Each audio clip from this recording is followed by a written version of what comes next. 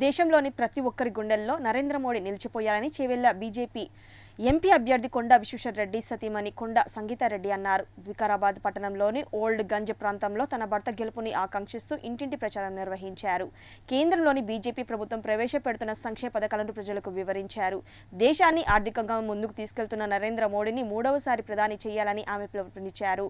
ఈ ప్రచారంలో వికారాబాద్ జిల్లాకు చెందిన భారతీయ మహిళా మోర్చా నాయకురాలు కార్యకర్తలు పాల్గొన్నారు.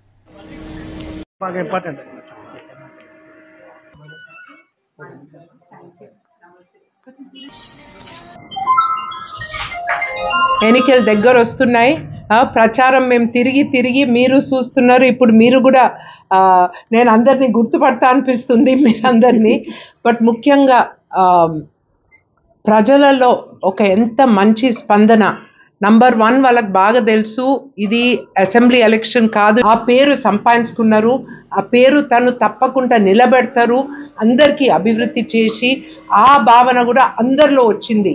ఈరోజు అందరు మహిళలతోని వేరే గ్రూప్లలో మాట్లాడుతున్నాం. అందరు కూడా మా ఓటు మాత్రమే కాదు, మాకు తెలిసిన వాళ్ళు, మా బంధువులు, మాకు పని దగ్గర మేము కూరగాయల మార్కెట్లో కూడా మీకే ప్రచారం చేస్తున్నాం.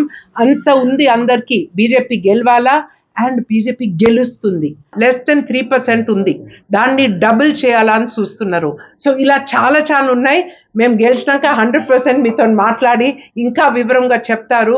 కానీ లేడీస్కి బాగా తెలుసు వాళ్ళది best candidate Narendra Modi and Konda Vishweshwar Reddy. So victory and